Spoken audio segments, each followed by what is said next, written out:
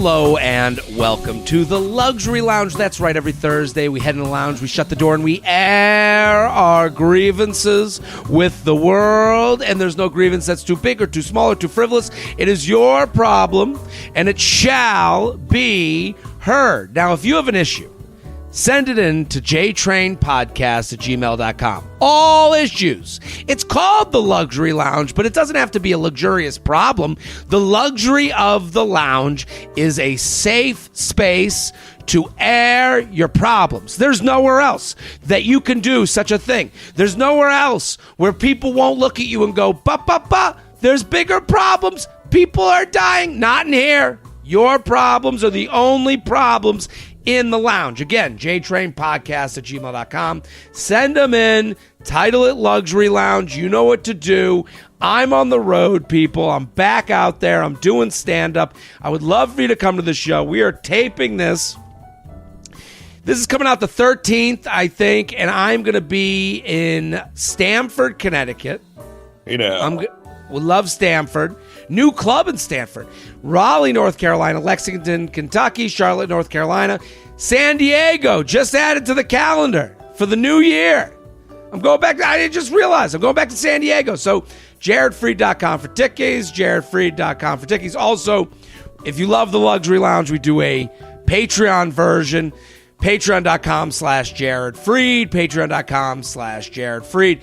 Every Friday, all complaints are read, unlike this show where it's more of a grab bag. Shelby, our producer to the stars, is choosing the emails for this podcast. So those are all the announcements. You know where to find me. JaredFreed.com for the tickets. I'm very excited. Today's guest, an OKP of the JTrain cinematic universe. Been on the show before, but his first time in the lounge, hilarious comic, Dan St Germain. Thank you for coming on. Jared, as I was saying before we started recording, you have gotten thinner. I have gotten fatter.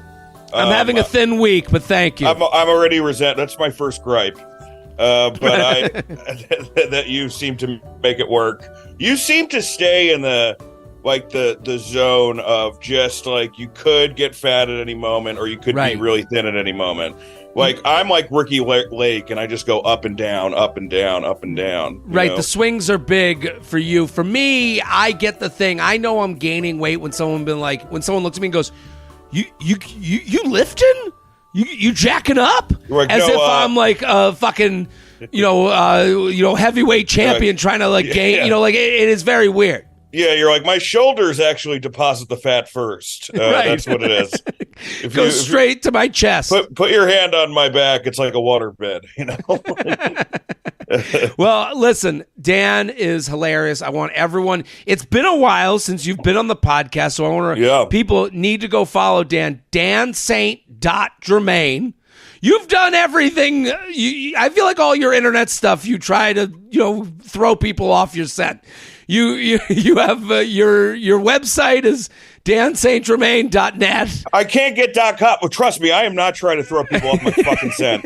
I am trying to I am barely hitting I'm not even at 16,000 Instagram followers yet.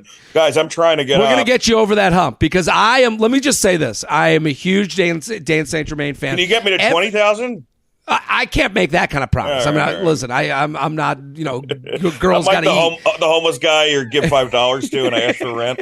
Yeah, no. Well, let's start with $5. Let's get you over, the 16K, because I will say this about your Instagram: your videos come up, I watch. And I can't say that. I don't do crowd work.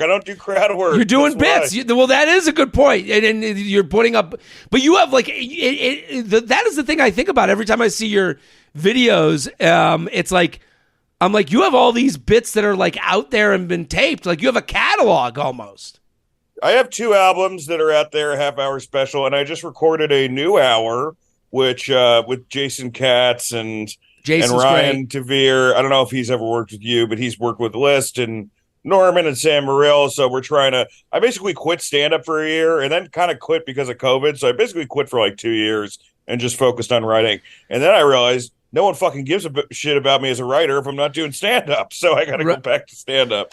But yeah, I try to do new stuff and hopefully there's actually a ton of bits on my fucking Instagram reels, man. And there's a ton out there, and I love them all. I really do watch them, and I literally have a moment every time I see it.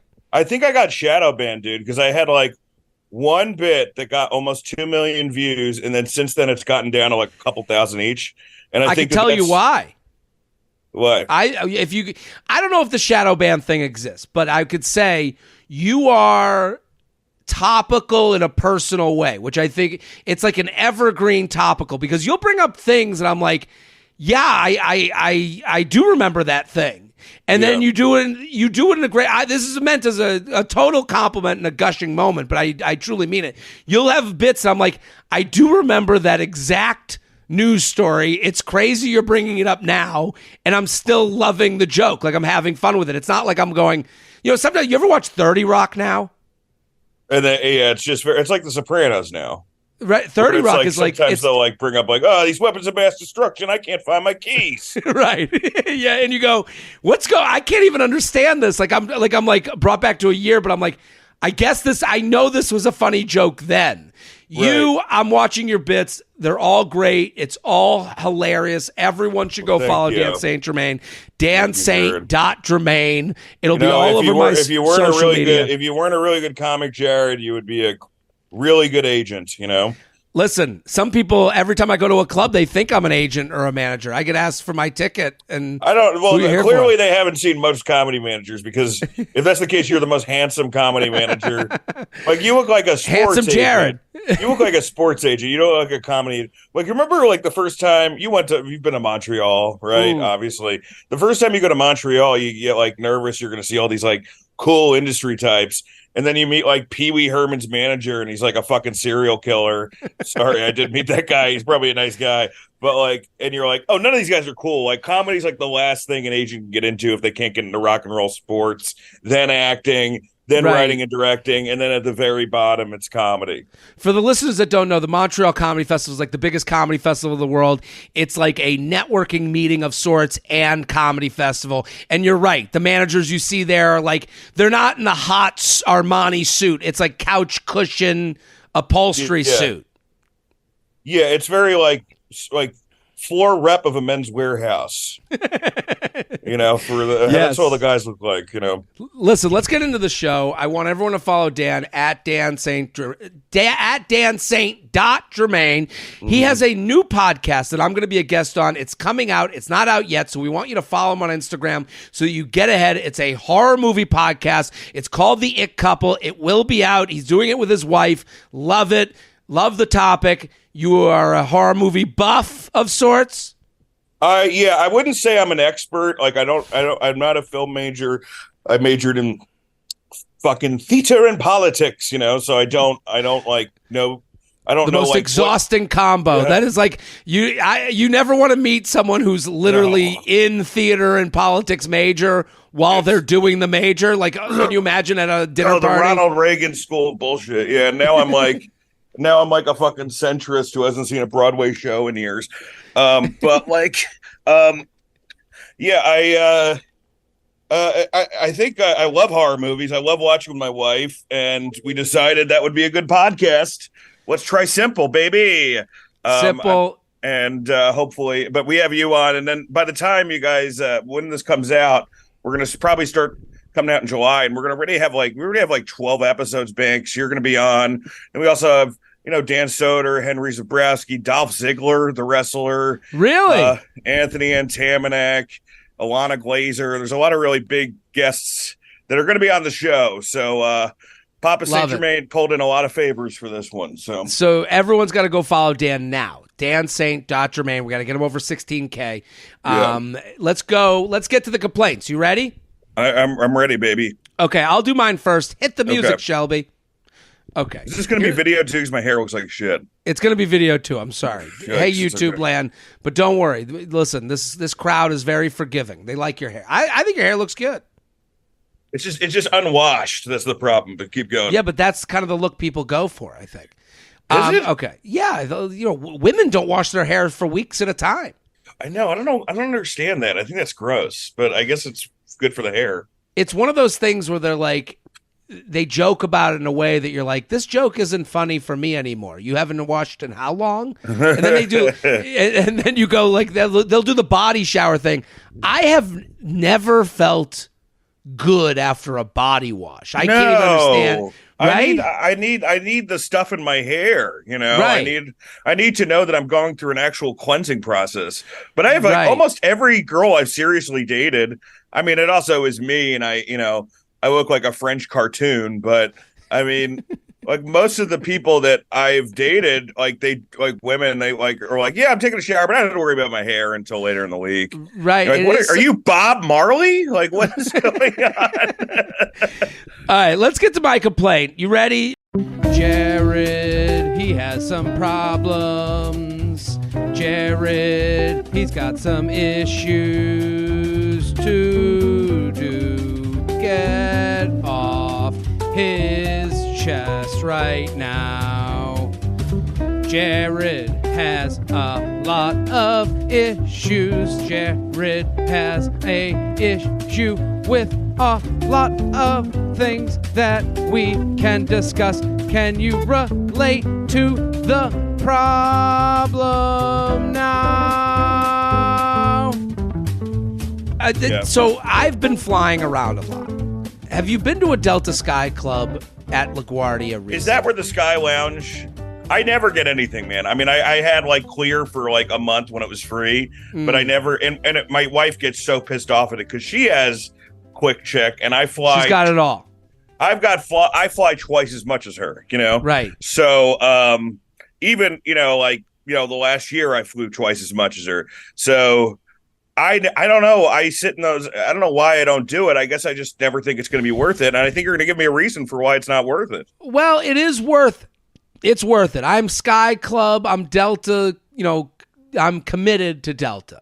The Sky Club is like the club where you can get all the food. And so what they've been doing lately is a specialty food chef-sponsored side of the room. So if you go to the regular bar, it's their regular food. And if you go around to the other side, it's like so-and-so is doing a specialty sandwich or whatever. It's like Dos Caminos is going to, or like some restaurant in New York is going to showcase their shit. This one's Balbusta. Have you ever been? Italian? Balbusta? I think it's Mediterranean or... No, it does sound Mediterranean, something shawarma. Because and I'll get her name. I hope I'm not butchering her name. Man, I love shawarma. It's probably my top 5 favorite foods. Right. Being a comedian too, because, like when you're a comedian, whether you're sober or buzzed at the end of the night, sometimes you just want meat and rice. But for the morning, for going into a Sky Lounge in the morning and just having, can I get some shawarma with my eggs? I think I'd want to kill myself. Well, I think they bring it out for the lunchtime, but I don't think it's available. I've been there in the lunchtime, and you go there, and there's the shawarma bar brought to you by Balbusta's Einat Admani. That's her name. It's the Chef Einat, okay? And you're like, I'm with you. Like, I see specialty shawarma by a specialty chef, I'm pumped up. So I go, of course, yeah. So I go over there, and they have all the fixins, and they have specialty pita. Like, you could tell it's a special spot. Right. Things are being done. They have all the fixins that go in, the specialty, thigh meat of the chicken that's been done, and then they don't let you take it yourself. There's a person behind the bar making the shawarma for you. And that's the real issue here, is you can't fill it up the way you want. This guy's making it like a taste test. Jared grew up with money, but he's got poor person tastes. Right. Because what you're describing is just a buffet. Yeah. No, but the buffet, you should be able to self-serve. The whole place is self-serve. But when it comes to the shawarma, the specialty, they're giving out little tiny taste tests. They know it's good, I guess. I mean, yeah, but screw everyone else that comes later. I want to get mine. I want to be able to do extra of the cabbage, extra of the hot stuff, extra of the chicken. I want to put some on the side like a salad so I can make believe I'm healthy. I want to do one pita, one on the side.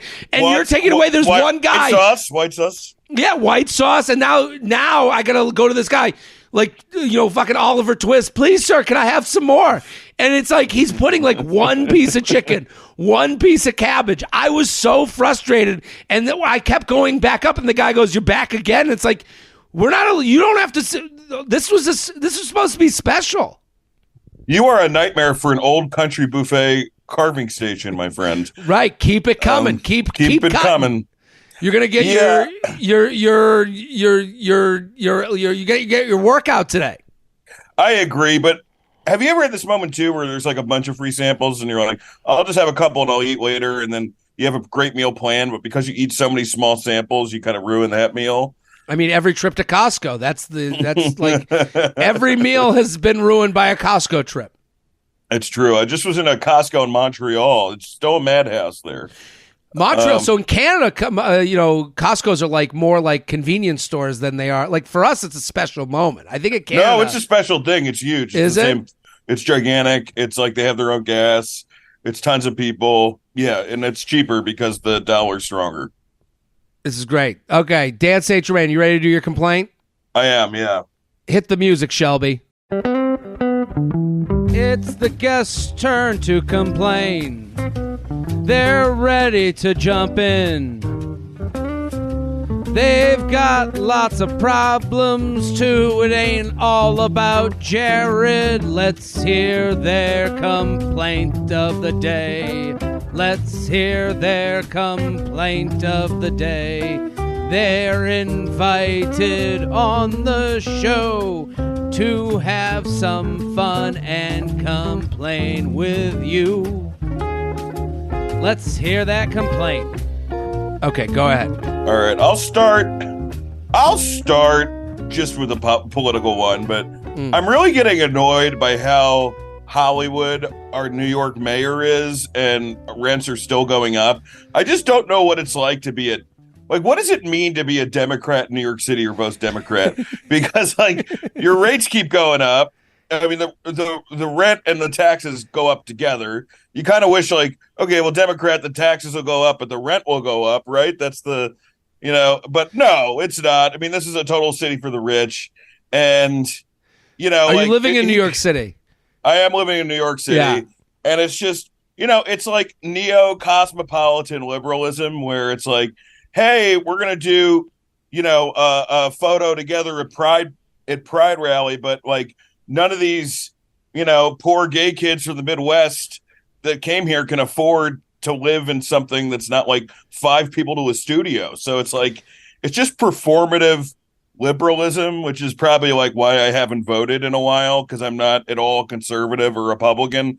But I also like can't get on board with whatever the fuck this is. Like this like Dan, I was happy to bring you on to a fun podcast where we could complain about nothing, and you were like, "Sorry, let me bring my ultra, my political take," which I agree with. I do think, the problem with this conversation, it always becomes, well, what about, the whataboutism of the other side of it, where there are horrific things going on. Anybody, right? Yeah. You're out of the game. But I would say, I do understand the frustration of like the things that get cared about on all ends of the political spectrum seem to be things that like that nobody really gets helped by. Like when you see that like people are really angry, like when there's like this hours of talk about transgender stuff, you go, what are we talking about? What about the rent? Like there's like, what about the bridge that just fell in Philadelphia? Like what's going on with that? Like what happened to like, the FDR, like New Deal shit. Like, I think we need more New Deal shit that feels like very touchable to me. Some of the things that people talk about feel untouchable, where you're bringing up rent, which is a very touchable, tangible thing. Well, and then we can talk about something smaller. The reason that there's no FDR thing is because we still, like, war is still the biggest creator of jobs, our biggest out. I was hoping you'd bring these subjects up here in the luxury lounge. I was hoping for this. I'm sorry. It's our biggest export as a country. Still, but the wars that we get into now never end. So it was like World War II. Well, there was a boom because it fucking ended and everything else was leveled. And now we just keep funneling money into these regional conflicts that'll never end, just so like Lockheed Martin can get money. And that's kind of why I get pissed off at liberals now, because I'm laughing because I go, Dan, just bring a complaint. I thought it was going to be like, my coffee's too hot. You're like, oh, no. Don't let me on. Don't let me to my own devices. I just don't like all these military-industrial complex taxes, Jared. Right. That's my problem. But anyway, what other complaints? It's always that's enough. I think you've done enough. We're going to start talking about... I mean, I can talk about my hemorrhoids. Listen to Dan's horror movie podcast. He'll be talking about Ghislaine Maxwell. I won't, but that is a horror movie. Have you ever seen there's a Jeffrey Epstein horror movie? It's the girl from Secession. She's on that podcast Red Scare. They made one. Really? It's trippy. It's like real New York 70s movie. And, I can't tell you if it's good or bad, but it's worth watching. Anyway. Dan St. Germain, I'm happy you're on. I'm happy you brought, Sorry, I already ruined it. You didn't ruin it. I thought it was, listen, all complaints are valid. I'm with you on the untangible nature of the political conversation. I think that's to me, that's the theme of what you're talking about. Like the mayor being like, we're, wearing the rainbow flag while also, living in a penthouse suite. It does feel a little weird. And it's just awful because both sides, what they do is they pick. Like, I'll give you an example, okay? The liberal side will be like, this one bookstore was racist in Kansas, while the Republican side will be like, look at this crazy guy on a bus. He's hitting everybody. Like, if you look, now that there's cameras everywhere, you can find an instance of that everywhere. Right. So it's like, you want to be mad, you'll be mad. You can justify whatever fucking beliefs you had, like before you read the article by finding the article that subscribes to, because now that we have cameras everywhere, you can see an example of literally fucking anything. So your argument can be made by anything. Right. So we are in trouble. I mean, like I saw there was a video of like an alien on TikTok. It was like it looked like E.T. kind of alien. Yeah. And then I went to the comments and there was one comment that was like, I don't even know what's real anymore. And you're like, okay, we're losing our minds. Well, there's a complaint. We finally discovered aliens and nobody gives a shit because things no one's are so talking bad. about it. No one's talking about it. I can't, I was a huge X-Files fan, right? In the late, 1997. And I was like, what if I couldn't dream that we would have the amount of contact and the amount of weird extraterrestrial sightings that we have now. But we're having it now. Nobody fucking cares. And the government literally going, yeah, we don't know what it is. Like they are literally not hiding it at all. No, not right. And those videos come up on my TikTok a lot because I'm always zoned in. Like, and now that's why I'm getting the ET coming up on my TikTok. And here's another gripe: aliens. Here we go. Either save us or kill us. Okay, this weird thing where you're just monitoring us, like we're fucked up. Like right now, I feel like we're the alien zoo. Like they come here and they're like, oh, check out, look at that. That's what they call Tampa. Like rather than actually either like colonizing us or just fucking helping us and giving us like renewable resources. Right. They're Get just down here and start fucking us. It's crazy. Yeah. Come on. And that would actually bind the country because the races would stop being pissed off. But it's like the Watchmen thing. We would all be pissed off at these new aliens. We'd find a new enemy. Our new world, enemy. The World War III would be about the aliens. Well, Dan St. Germain, I'm excited to have you on. We have so many complaints. Sorry, I ruined your podcast. You didn't ruin anything. Listen. Every complaint is valid. I was hoping we'd talk about aliens and the government, and all those things. So everyone, go follow Dan at dansaint.germain. Let's get to the emails. JTrainPodcast@gmail.com. JTrainPodcast@gmail.com. Before we get started, it's time to stop having mediocre sex. If you've been having performance problems in bed, you can fix it without prescription drugs. Check out Joy Mode. Thank God. I thought you were talking about my act. Keep going. No, they make natural, science-backed wellness products for men. It's basically a pre-workout for sex that enhances drive and performance. Just mix a packet of Joy Mode with 6 to 8 ounces of water and drink up anywhere from 45 minutes to 4 hours before getting frisky. I love Joy Mode because, listen, what it is, it's going to enhance it for both you and your partner because you're getting in the mindset, making the drink and stirring it in while looking at your partner. You're going to get excited for a sexual experience. It's like starting the show. I love this. I love that you can do it together with clinically supported doses of arginine nitrate, L-citrulline, Panax ginseng, and vitamin C. Joy Mode is both safe and effective. Want to spice things up in the bedroom and boost your sexual performance and do it naturally without nasty prescription drugs? We have a special offer for the JTrain audience. Go to usejoymode.com/JTrain or enter JTrain at checkout for 20% off your first order. That's usejoymode.com/JTrain for 20% off your first order. Dan St Germain here. Dan St. Germain. He's got a podcast coming. Go follow. We're getting him over the 16,000 person hump. Let's get to the emails. Ready? Let's do it. Okay. Luxury Lounge. Dr. Jokes. JTrain and guest. Thank you so much for reading my email. I found you through You Up, but listening to JTrain has introduced me to so many hilarious comedians. This is a future follower, Dan St. Germain. Oh, nice. I have a Luxury Lounge complaint. I'm a 29-year-old female. About a year ago, I finished my PhD. Of course, it's a huge accomplishment, and I'm proud of it. But also, grad school was pretty fun for me, and schools always come easy.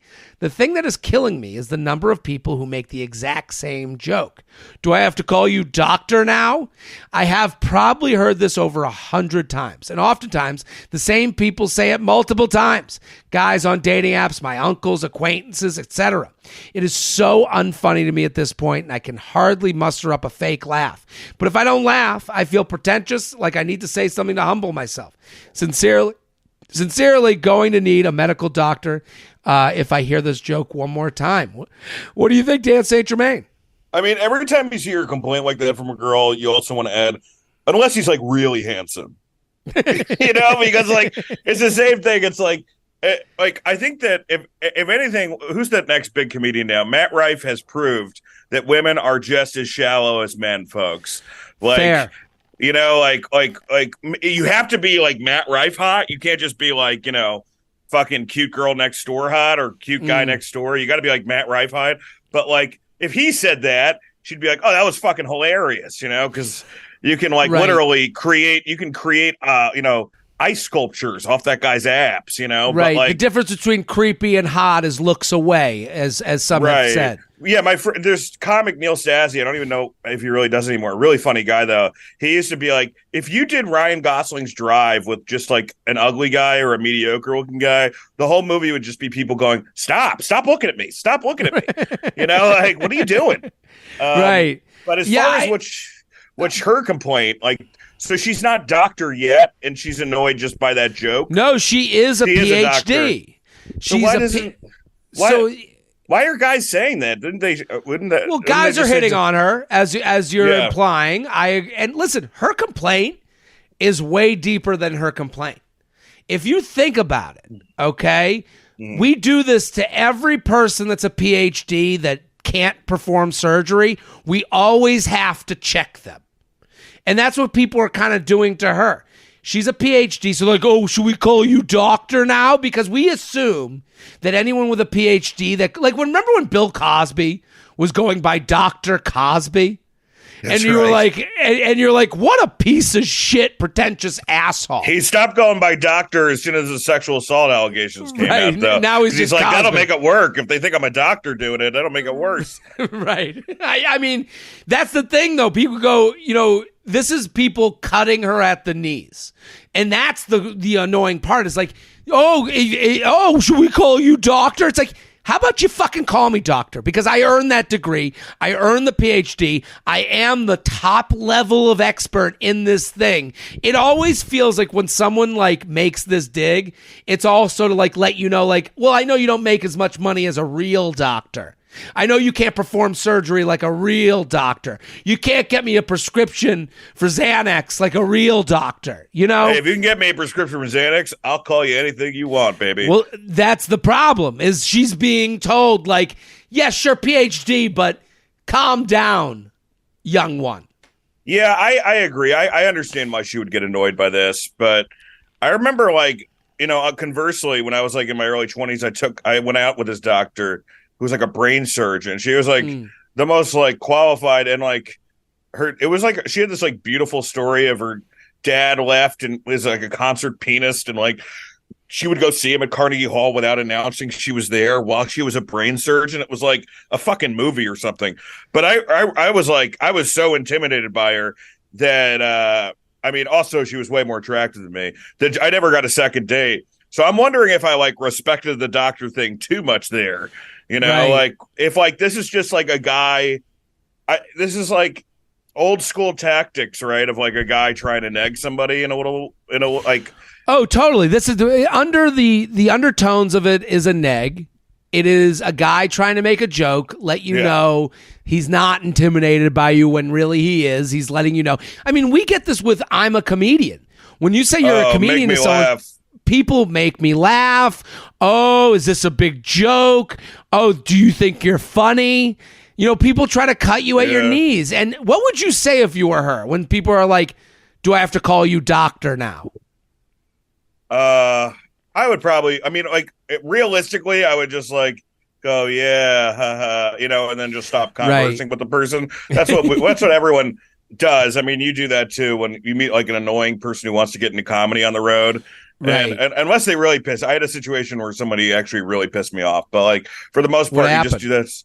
Well, it was actually me and Dan Soder, and we were in the green room I was opening for Dan at the Indianapolis Helium, which is a good club if you haven't been there. Been. Yeah, it's a good club. And, you know, and this kid who was just like, I guess he was just like on one of the showcases upstairs. He comes up to me and he goes, "Oh, Dan, you opening?" I'm like, "Yeah." He goes, "Well, you know, better be funny tonight." He did that. He's like 3 years in. But then I felt bad for him because like me and Soder just like killed him. Like the way that you hear like Patrice kill, like, you know, like when we were coming up and you'd hear like Patrice yell at a new comic, like it was like that. It was like he dog walked out of the room. He apologized to me and then slowly walked out of the room. Cause it's like, it's not just because he realized like, well, I shouldn't have said it to St Germain, who has, you know, has done way more than me, but Soder has done way more than me as a stand-up. Right. He's like, oh shit, that's one of his best friends. Like it was like I almost felt bad for the kid because he made such an error. Well, in judgment. Know, if you look on the positive of it, if I'm this woman where I say I'm a PhD, you have an immediate window into whether you should keep talking to this person or not. Wouldn't you love to have an early indication that you want nothing to do with people at more chances for that early opportunity? Like that guy who came in the green room when he said you better be funny tonight, you knew right away, oh, I don't have to give this person any of my time. I can crush them. We will make fun of them. I will never look at them in the eyes again. We will never have a relationship. And then you know what, Jared, you say this, and I've also been in situations in the green room, I won't say specifically, where a new comic comes in and they're super sweet and they start asking you advice and they're there for 50 fucking minutes because you can't shut them off because they're so nice, and you don't want to be the story in fucking 5 years of like, oh, well, this headliner was a piece of shit to me when I was just trying to like, well, in this case, I was a feature, but when I was just trying to, you know, ask for advice. This is exactly my point, though, because nice guy, you let it go. Dickhead who's like, oh, PhD, do I have to call you doctor now? You go, yeah, you do. Gotta go. See ya. Now you have a reason to leave. I think you do. You know, and it also has got to be so frustrating for people. Like, because if, like, all right, if okay, you, Jared Freed, are competing with a girl for competing with a doctor over a girl, right? Like, you've done enough in comedy that, like, that's kind of comparable, I guess. You know, like, it's not like to a doctor.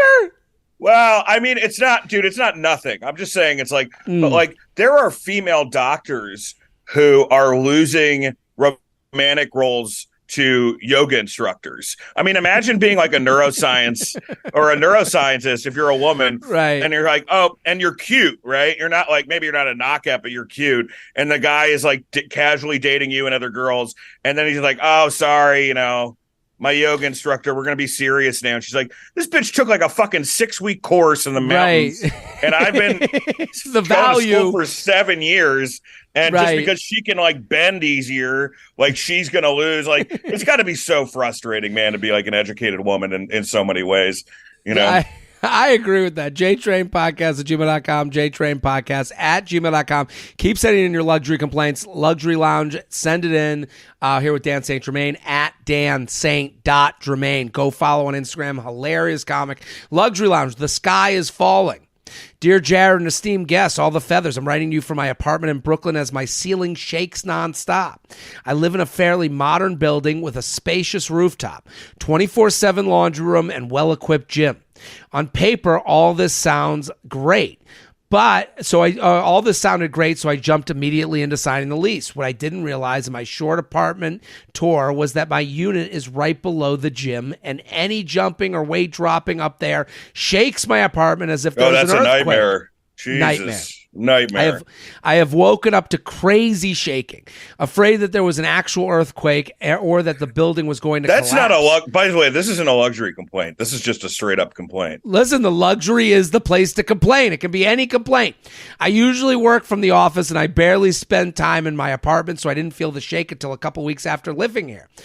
I have gone upstairs to tell my neighbors to take it easy when they're working out and to please not drop dumbbells or do crazy jumping jacks, but it's an unsustainable solution.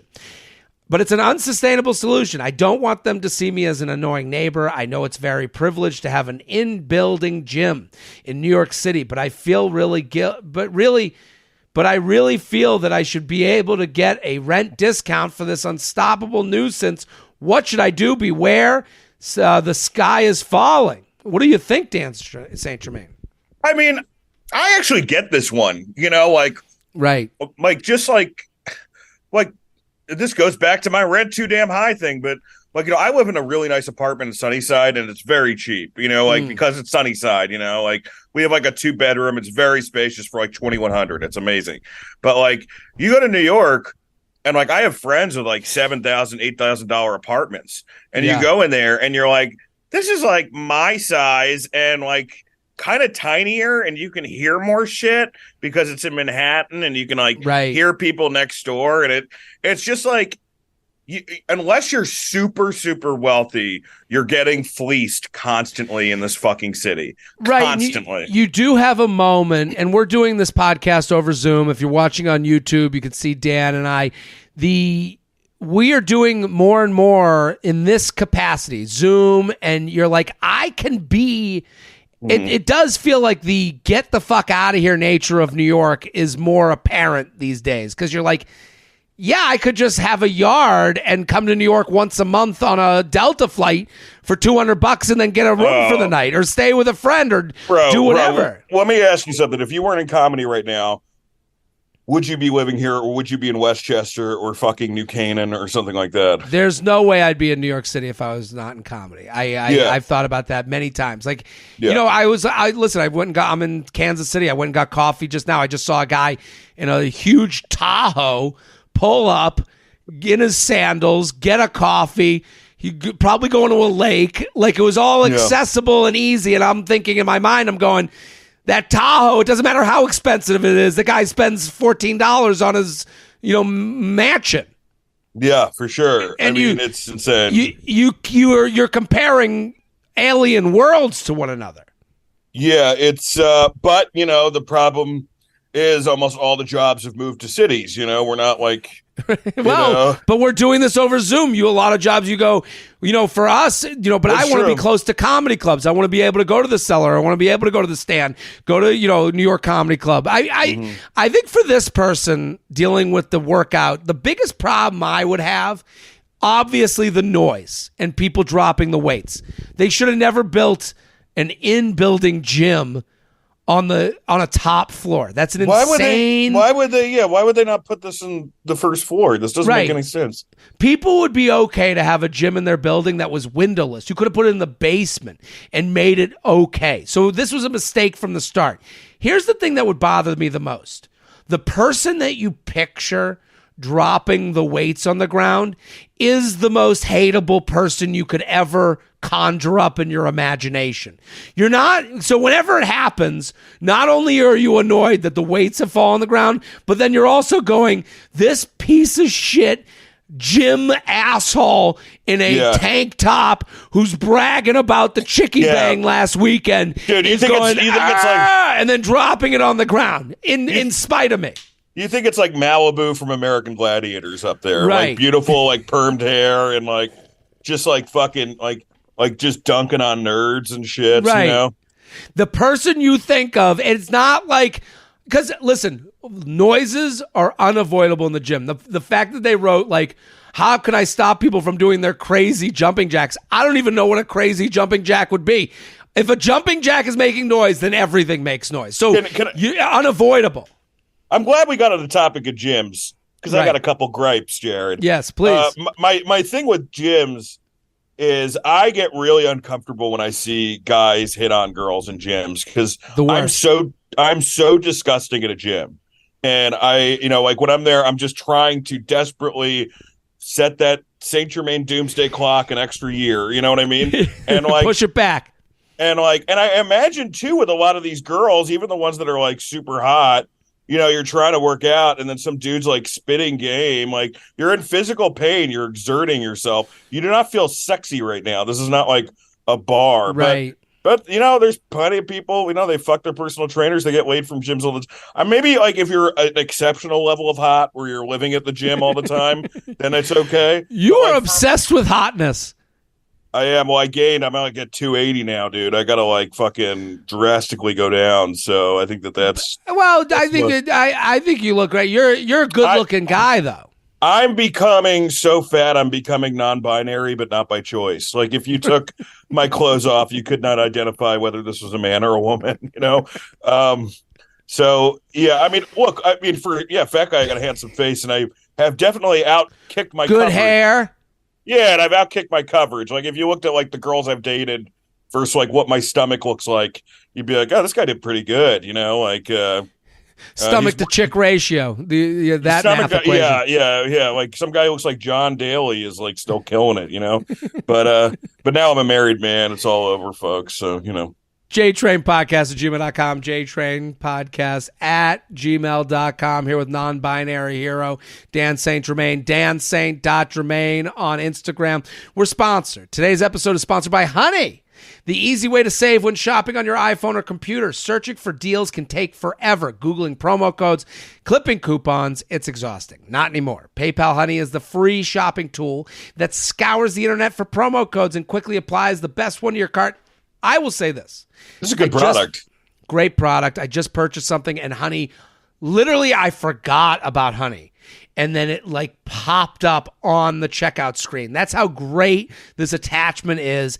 And it found me a deal. I got stuff from Abercrombie. It found me a percentage off of my jeans. It was great. I loved it. It was like finding a $20 bill in my pocket. Listen, the fact that it just reminded me it was there, great tool. When you're checking out on your favorite website, just click the Honey button and tap apply coupons. If there are any active coupons, Honey will find you the best deal in seconds. So Honey doesn't just work on your desktop. It works on your iPhone too. Just activate it on Safari on your phone and save on the go. Getting Honey seriously takes only a few seconds. And by getting it, you'll be doing yourself a solid and supporting the show. Get PayPal Honey for free at joinhoney.com/JTrain.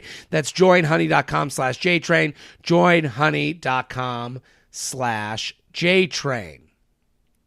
Let's do this one. Luxury Lounge. Pushy gift givers. JTrain, an hilarious guest.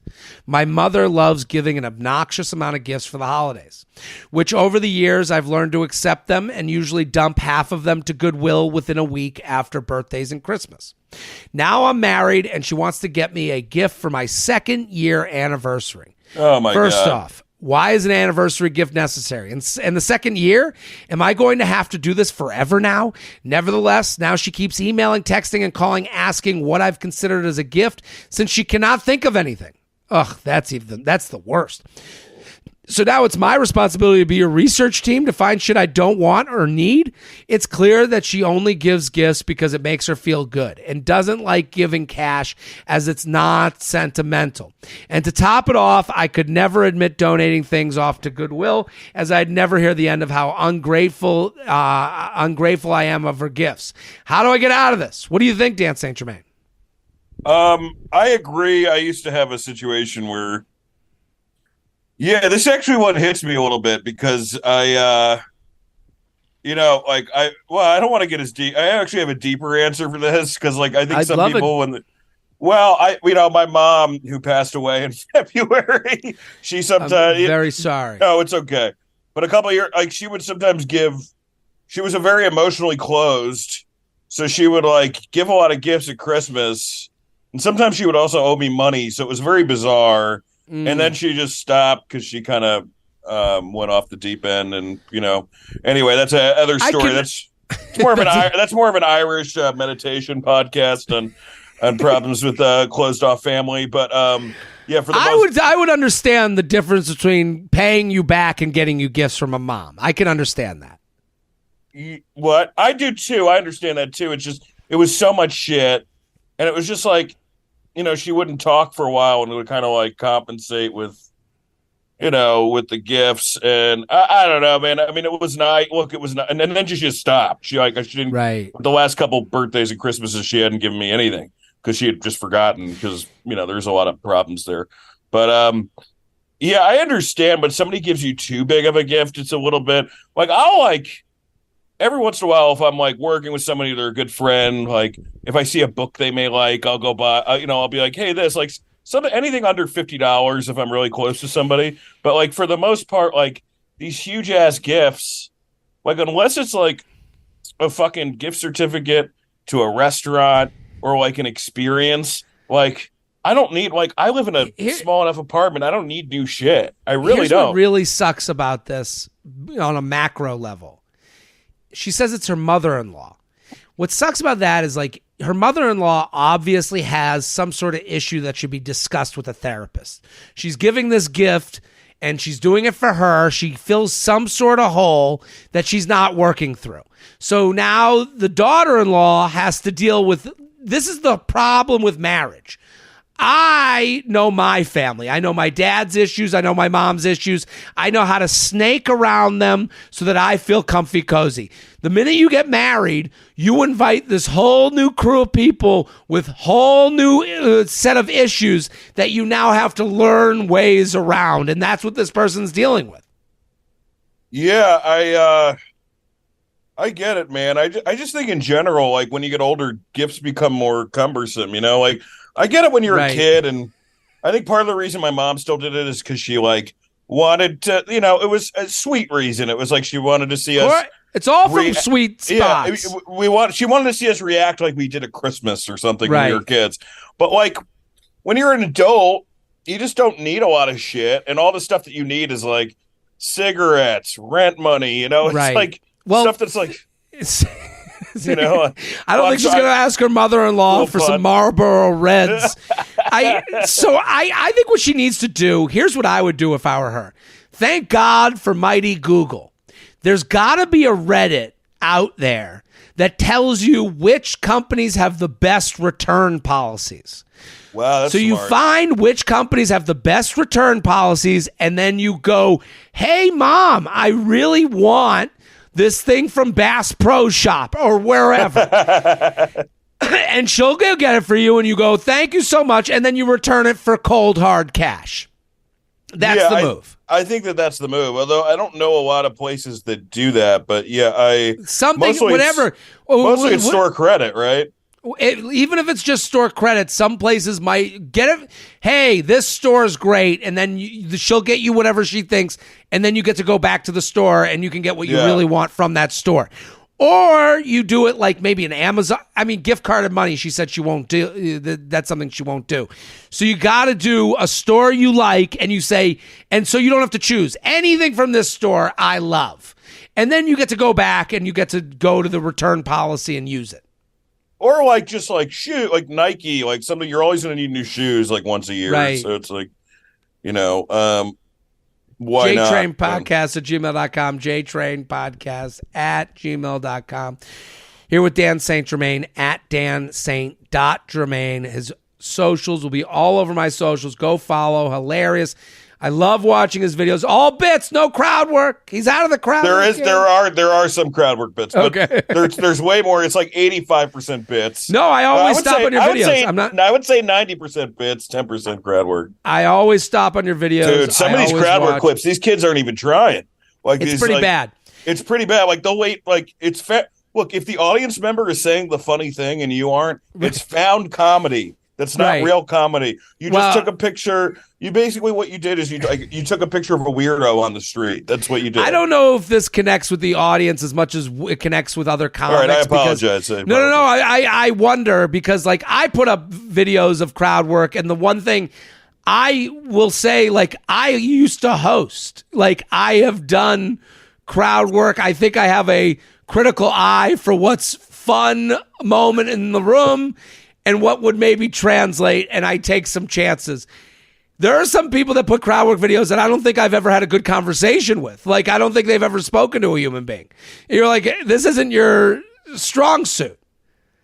Yeah, and also I just, with these crowd work clips, it's like, I also think it's hosting. It's like when you first start, you just don't want to bomb, and then let's get like an idea that like the most important part of the job is to just kill, and that's not the most important part of the job. That's a different thing. The host sometimes it's like because they don't do material, they just you got to do a bit. Work. No, I get that too. And then everyone looks at you like an asshole because you're just doing jokes. I mean, well, this is inside comedy, inside baseball, but there have been times where I'll go on stage after someone has gone literally through the front row and the second row, and you're like, I can't even make eye contact with these people now. Like you're like just left to this boat in the middle of the sea. Yeah, for sure. Let's go to this one. Returning to the office. Feather. My family and I love the lounge and wait by the phone for your live streams for The Bachelor every Monday. Well, thank you. I work for a global company that still proclaims they are virtual first when it comes to working from home. Last Friday, the VP of our team held our team catch-up where he goes over the latest updates for the department. Just 2 hours later, I was shocked to find an email from him announcing the quote-unquote exciting news that as of next week, we would have an office day once a week featuring exciting gifts and incentives to make it worth our while. And yes, none of this was mentioned on our meeting just 2 hours before. The following chain of emails after this included various other VPs saying they couldn't wait to go back to see everyone, say hi to the cafeteria people, get coffee at the new coffee machines, etc. One email in particular sent me, which detailed the lineup of great quote-unquote incentives they would host on rotation. One example being we have to walk around the building with someone we've never talked to before every third week of the month and log it somewhere. I don't mind going back once a week. It came out of nowhere, but gives me an excuse to put real clothes on and get off my couch. My complaint is how the people who made this decision are treating us like children, thinking we'd believe that they're really that excited to go back. It's bad enough they're blindsiding us with this news, but on top of it, they're forcing us to participate in these awkward mingling activities no one wants to be a part of. Don't get me wrong, I'm fine with the free bagels and lunches. But do they not trust that we're adults that all know how to operate in an office and make small chat on our own time? Not to mention most of the people in my department have worked for my company for years. So all these get to know each other initiatives feel forced and total wastes of time. Can't we just go to work and do our jobs? Aren't incentives supposed to make you actually want to do something? All these are doing is making me want to crawl even farther into the corner of my couch. Sincerely, no one asked for this. Dan St. Germain, what do you think? Your incentive should be more money at a work. Right. It shouldn't be, let's go to the luau at Pineapple Pete's this Friday, and then the boss is going to pay for the first rounds. Like, one of the things that also annoys me, and this is kind of in the same family as this, is like company softball leagues. You're like, dude, my time off is my time off. Right. And don't fuck with it. Like, there's no like.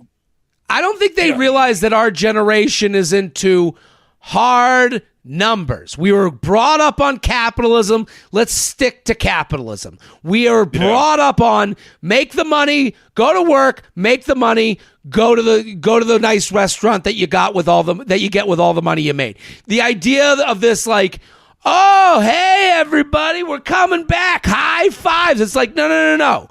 Tell me exactly why we're coming back. Like, we want to know why. If this email was, hey, sales have gone down. Here's our plan. We're going to have people come to the office. We think this is a culture issue. Come in. We think this will help. The numbers go up. Fine.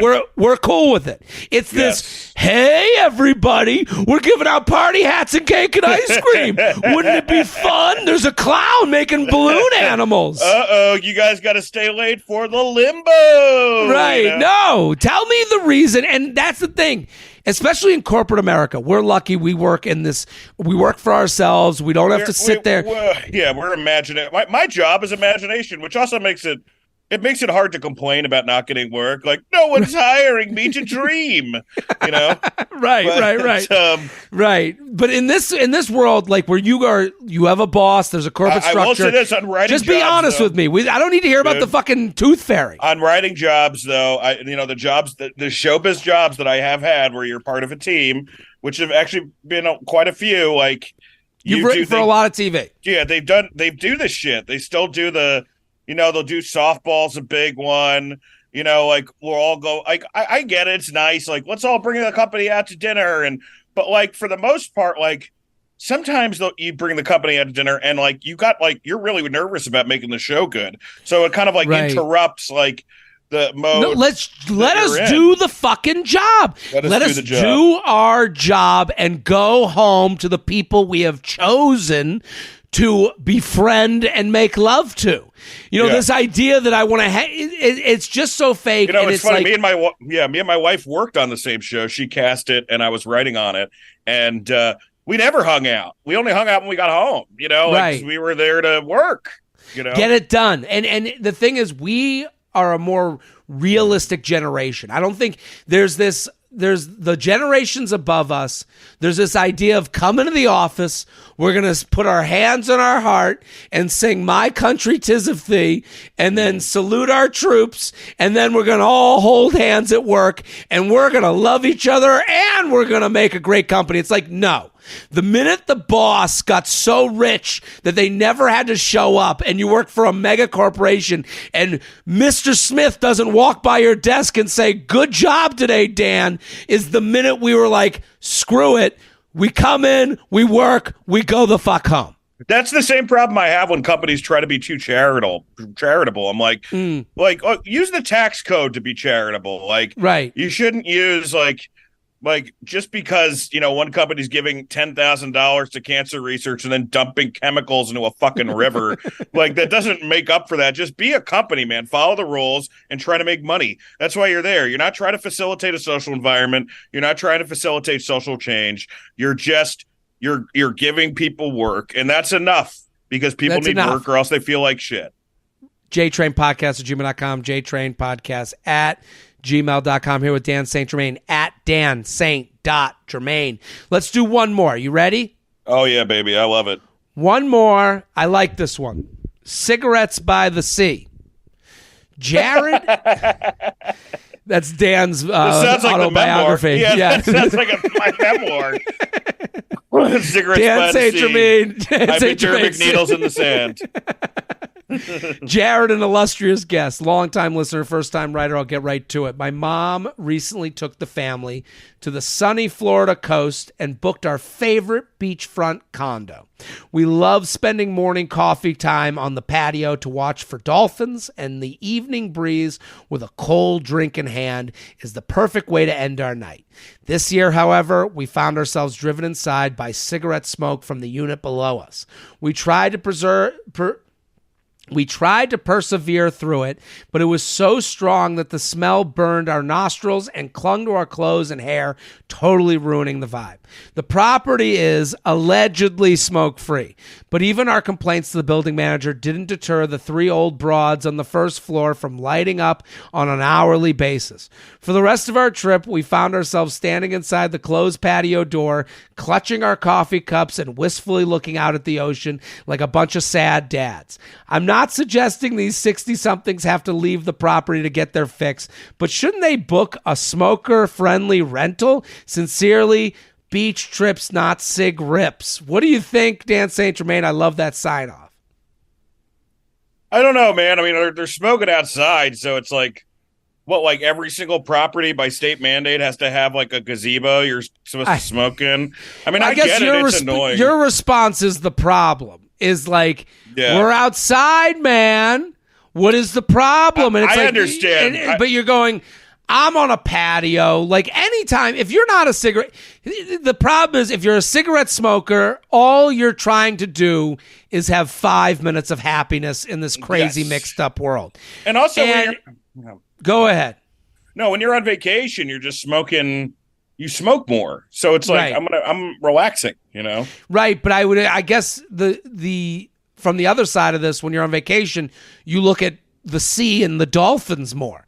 But their thing that they don't get to do is kind of lesser than the smoking thing, because the smoking thing is such like a gluttonous act, I guess, is the thing. Whereas me looking at dolphins, everyone goes, well, you're not addicted to fucking dolphins, dude. Well, no one has any empathy for the dolphin person because they're like, oh, well, you can deal with it because I'm literally addicted to the smoke, to the nicotine here.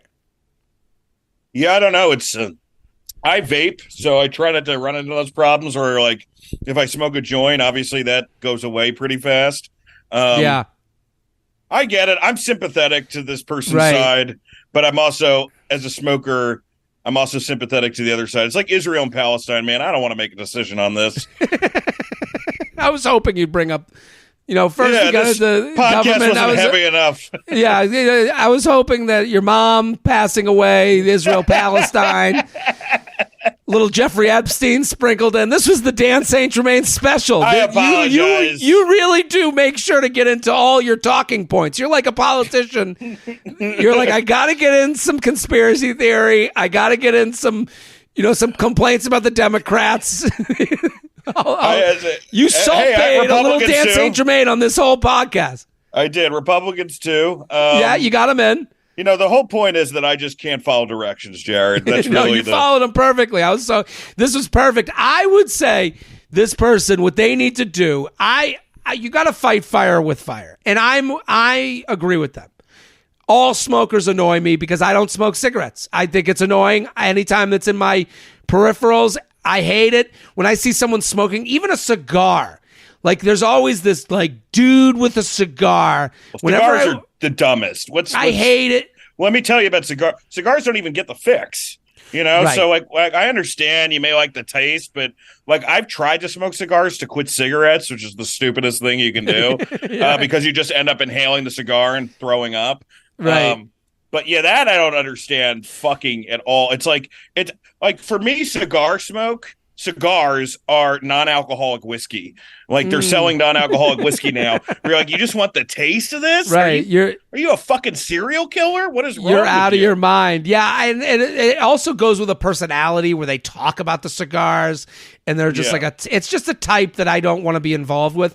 But what I would do is if I was this person, I would you could definitely find on YouTube recordings of people coughing.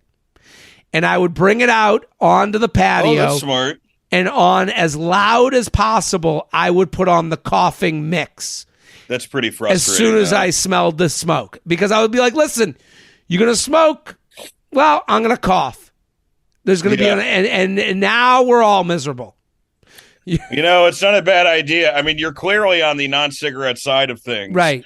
I'm more in the middle, just weeping at both sides. You're a centrist. You brought that up earlier. JTrain podcast at gmail.com. JTrain podcast at gmail.com. Dan St. Germain, thank you for coming on. This is fantastic. Thank you for having me, Jared. Can I do my plugs? Whatever you got to plug. I've been plugging you the whole time. Well, I don't know. You usually do it at the end again, so I'll just do it again. Dancing. End of July. Okay, end of July. The It Couple will have its first episode up. It's me and my wife talking horror movies. I will be coming out with a special probably sometime in the fall. We'll have you back then for sure. Now. We're working on the edit then, and check my website, stanstgermain.net. I'm developing another show with Dan Soder for Peacock, so fingers crossed that happens, but we'll see. Man, things are good, and I love you all. Dude, so good to see you. So happy to have you. I can't wait to do your podcast. Everyone go follow Dan St Germain. Get him over 16. I better see you over 16K after this comes out. So I'm Jared Freed. We're here every Thursday in the lounge. Keep sending your emails, jtrainpodcast@gmail.com. We'll be back next episode. Boom.